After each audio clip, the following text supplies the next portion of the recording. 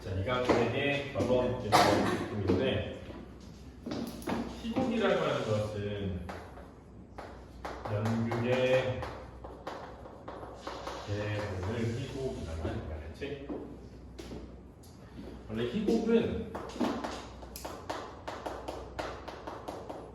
희곡집이라고 하는 책이 나와.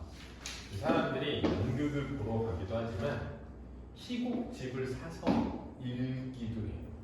그래서 이게 약간 문학으로서의 그런 가치도 있어. 약간 산문 문학으로서의 가치.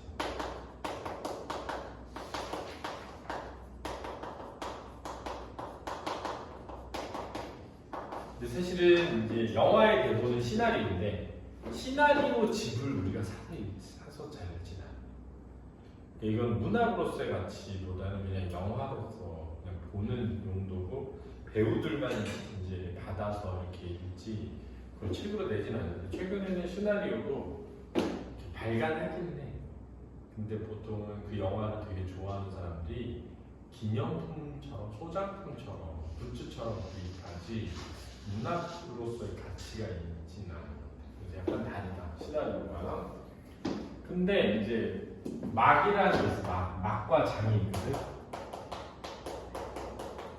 장은 보통 어떻게 이해하면 조명을 통해서 이제 구분하는 거야. 꺼졌다, 켜졌다 하면서. 막은 왜 커튼이지, 커튼. 커튼이 내려오면서. 그래서 보통 막이 끝나면 쉬는 시간을 줘. 쫙 내려오면서 막 이제 나가서 커피 먹고 다시 들어서 뭐 2막 3장 이렇게 나오거든. 막이 더 큰 범주야. 근데 이제 막이 없으면 단막극이라고 하거든. 그러면 약간 현대 소설 같은 데서는 단편 소설 같은 거야. 길이가 짧은 거지. 실험극이라고 하는 건 뭐냐면 기본적으로 이런 생각을 해봐야 돼. 뭐냐면 우리가 전통극이라는 게 있어. 이 전통극이라고 하는 거는 어떤 것을 목적으로 하냐면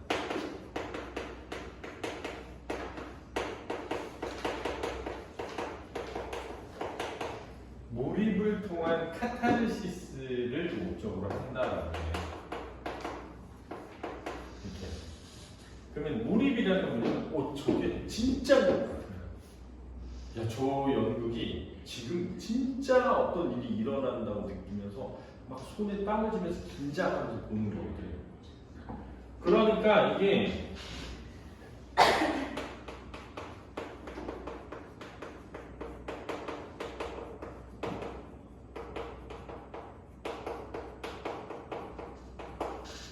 그러려면 어떻게 해야 돼?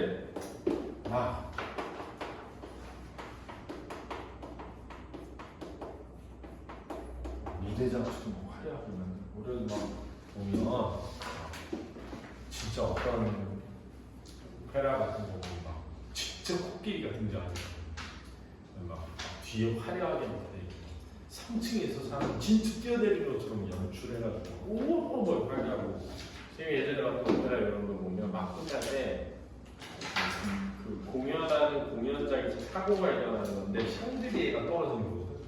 근데 진짜 저 뒤쪽에서 샹들리에가 꽉 하면서 꽉 하면서 사람들 다 놀래거든. 약간 그런 게 원래 전통극이야. 근데 이제 이게 실험극이라고 하는 게 나와. 이 실험극이라고 하는 게 이제 사실은 어떤 면에서는 서사극이라고 하거든. 이게 뭐냐면은 이게 연극일 뿐이다.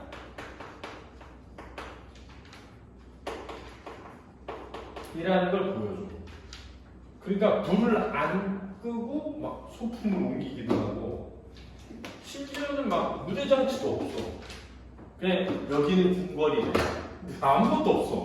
그 사람들이 와 진짜 궁궐 같다 이렇게 느끼는 게 아니라 얘네가 궁궐을 연기하는구나 라고 알게 되니까 약간 몰입을 방해해.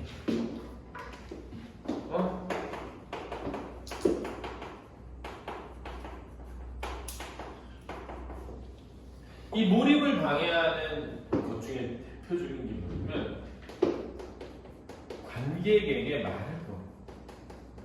등장인물. 그러면 무대와 관객이 있는 객석의 구분이 사라진다는 거거든. 그러면서 관객이 어떤 몰입을 해서 카타르시스를 느끼는 게 아니라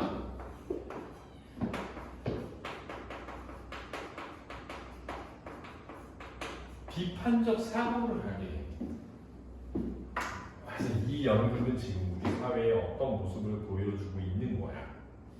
그러면서 맞아 그래 우리 사회가 그래 막 이러면서 내가 생각해도 그게 참 웃겨 막 이러면서 막 이거에 감정에 빠져서 감정을 해소하고 눈물을 흘리고 끝나고 돌아가서 잊어버리는 것이 아니라 이 극을 보고 난 뒤에 우리가 처한 어떤 사회 모순이나 우리 현실의 어떤 부조리함을 깨닫고 이런 것들을 좀 비판적으로 바라보고 생각하게끔 극을 만드는 거예요. 사실주의 극이라고도 하고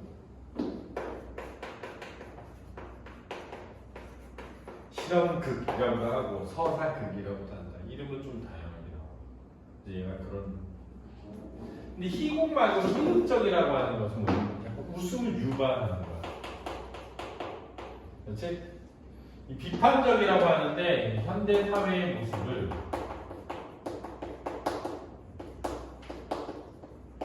비판적으로 바라보는 거죠. 소유냐 존재냐라는 책이 있어요.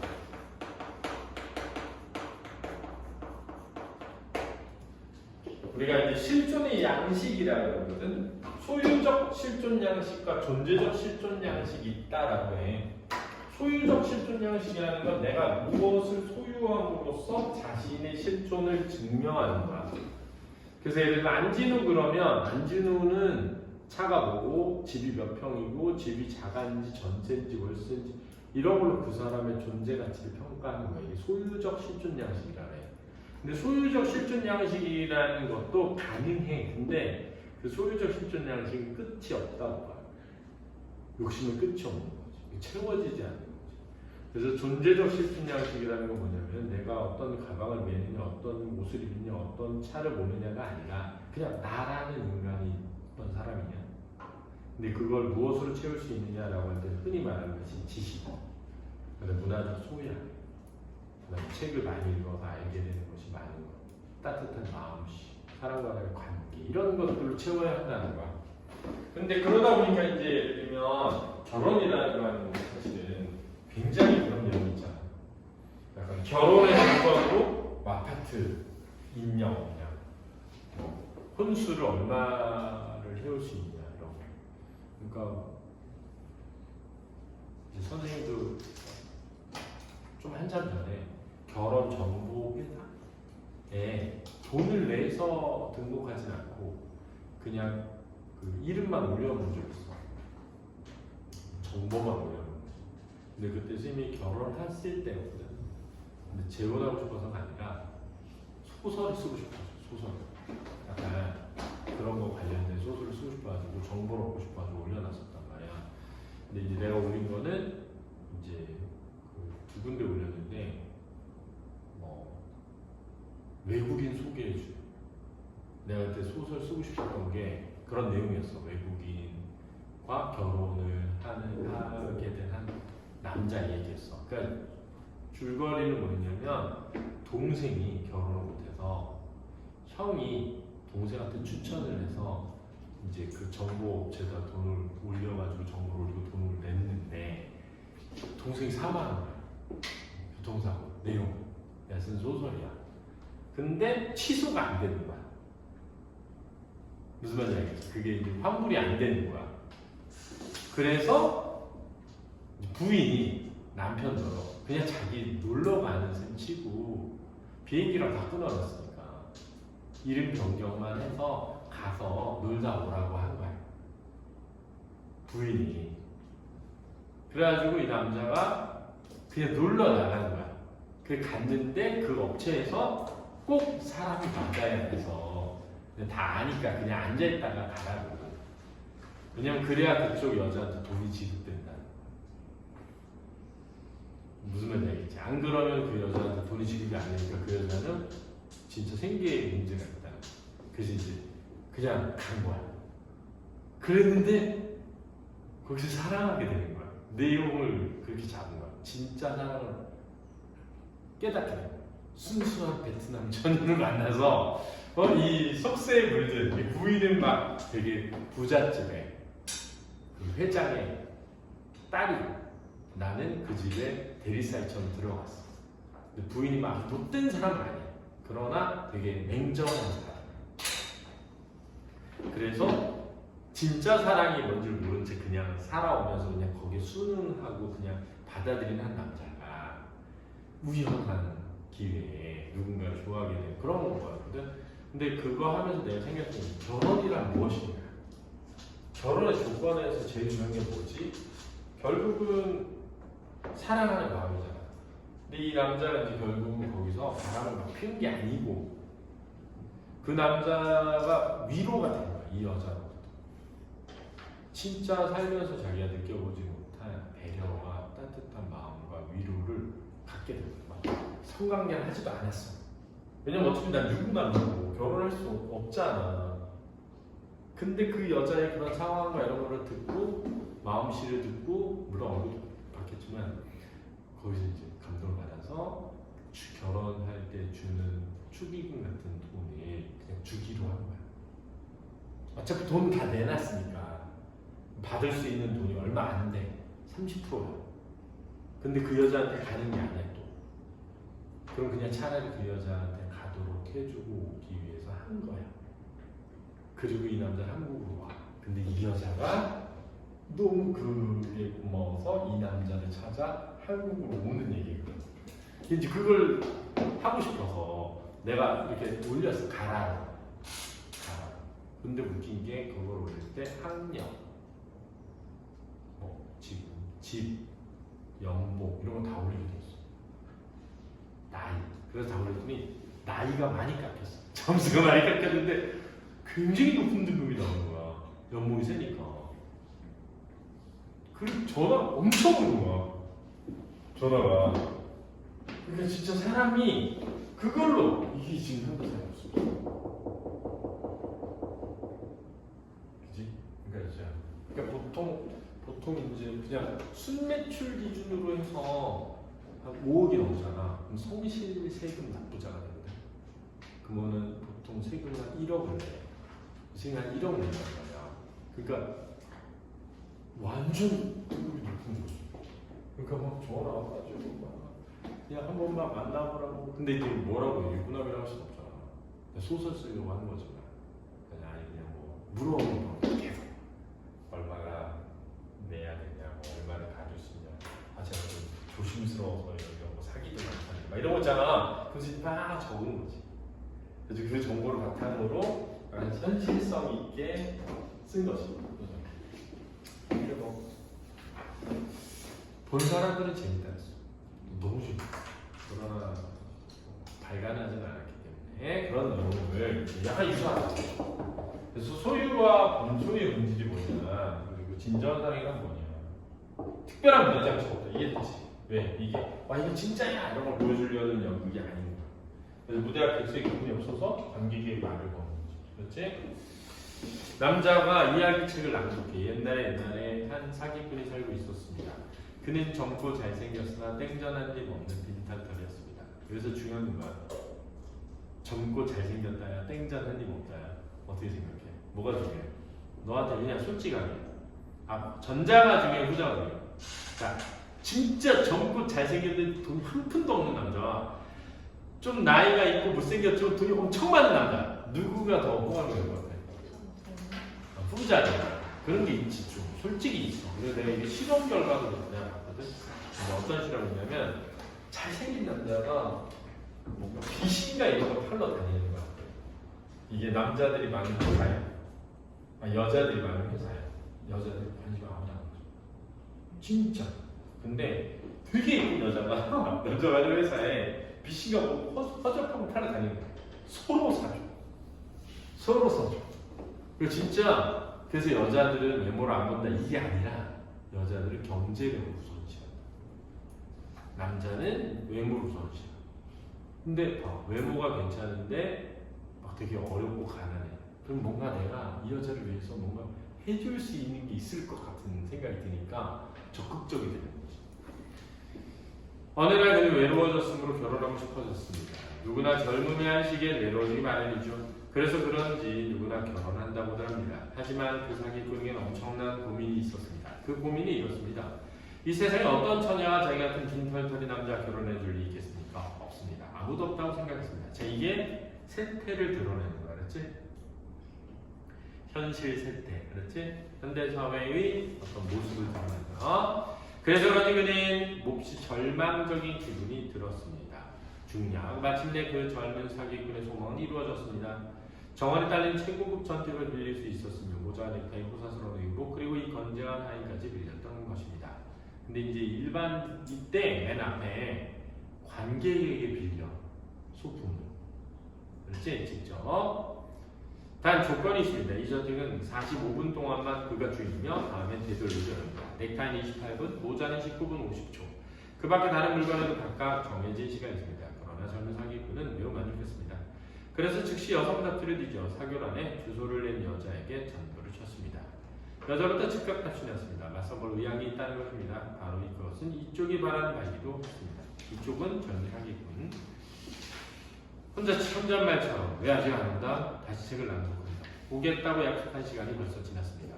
하인 시계를 본 채 손가락 5개를 펴니다. 딱 5분 지났습니다. 그는 초조해졌습니다. 책을 읽어 마음을 달래보려고 했지만 초조해지기만 했습니다. 자, 여기 남자의 이 대화에서 뭐라 했냐면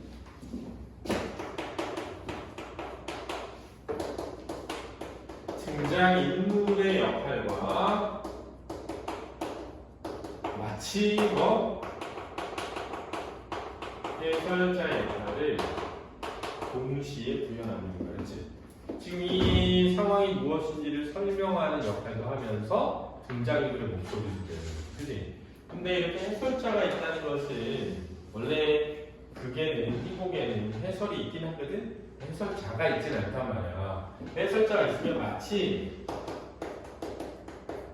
소설에 서술자의 역할을 하는 것처럼 느껴져. 그렇지?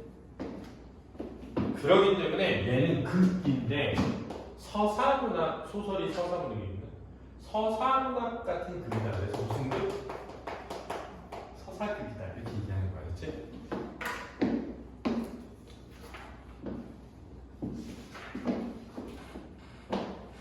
하인 아무 말 없이 책을 빼앗아 버린다. 이거를 동작 지시문이라고 해요.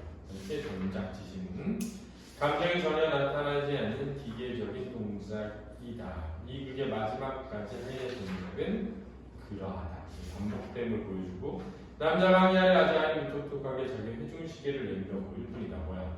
계약된 시간을 나타내는 거지, 그렇지?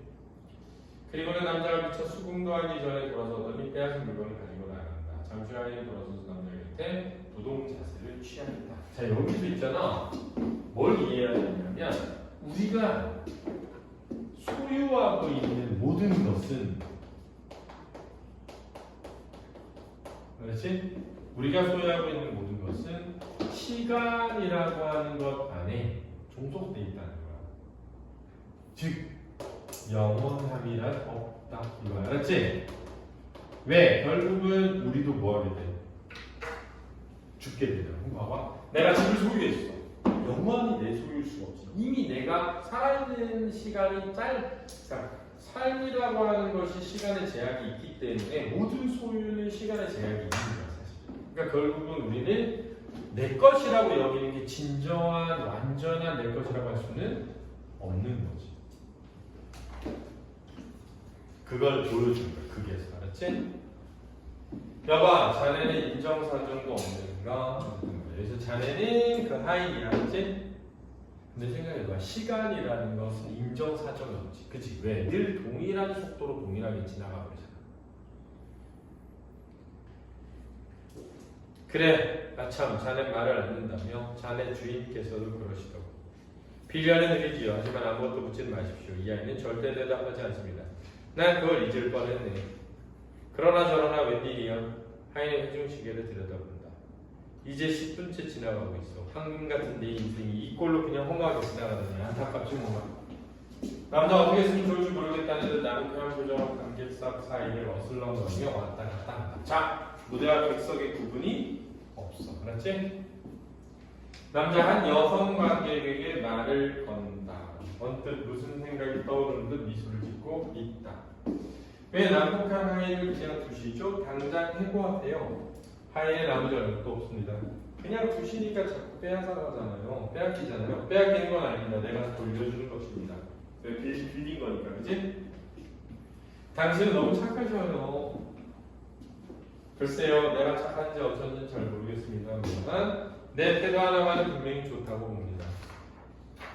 이렇게 하나둘씩 되돌려주면서도 당신에 대한 사랑은 줄어들지 않았습니다. 사실 생각해봐. 내가 내 물건을 돌려주는데 내가 좋아하는 여자에 대한 마음이 사라질 일은 없잖아. 여자의 마음이 사라지겠지. 아니, 즐기는커녕 오히려 불어나고 있습니다. 왜? 자기가 뭐라 그랬잖아. 약간 내가 가진 것이 적어질수록 상대방을 좋아하는 마음이 커질 수도 있어. 불안함도 있겠지만. 아, 나의 천사님 아니 덤이요. 자, 여기서 덤이라고 표현했는데 이 덤이라는 것도 그게 주제와 관련이 있는 거야. 뭐냐면 우리는 우리의 삶을 마치 덤으로 얻은 것을 여기고 소중히 여겨야 한다. 이런 뜻이야. 왜냐면 우리는 다 무에서 왔잖아. 아무것도 없는 상태에서 왔으니까 이 세상에서 얻는 모든 것은 다 덤으로 얻은 것이다. 이런 거야. 구두와 넥타이와 모자, 자질과의 소지품과 그리고 옷에 대해 내 사랑은 분산되어 있었습니다. 그런데 지금 어떤지 아십니까? 오로지 당신 하나이라만 모아지고 있는 겁니다. 왜? 모든 물건을 되돌려 주기 때문에 내 애정이 분산되지 않고 너에게로 집중된다는 뜻이야지. 내 청혼을 받아주지 않겠습니까? 하이 돌아서 두 남녀의 우뚝 선다. 어머 또 왔어요. 염려 마십시오. 나도 이제 그의 의무를 방해하지 않겠습니다. 그의 의미가 뭐죠? 내가 빌린 물건을 이 아이는 주인에게 가져다 주는 겁니다. 하이 남자에게 봉탄을 낸다. 남자는 봉투에서 쪽지를 꺼낼 때 아무 말 없이 여자에게 건네준다. 나가라. 나가라가 뭐예요? 내 주인으로부터 경고입니다. 시간이 지났으니 나가라는 거지요. 어디에서? 집에서. 집도 빌린 거니까. 나가라. 그럼 당신 것이 아니었어요. 내 것이라고는 없습니다. 충격을 받는다. 모두 빌린 것들 뿐이었지요. 저기 두둥실 떠있는 달림도, 저 눈빛의 구름도, 이 한이바람도, 그리고 어쩌면 여기 있는 나마저도, 또 당신마저도 잠시 빌린 것입니다. 그러니까 사실 본인이 빌린 물건 말고도 이 세상의 모든 것은 뭐다? 빌린 것이라는 인식의 확장이 드러나는 거지.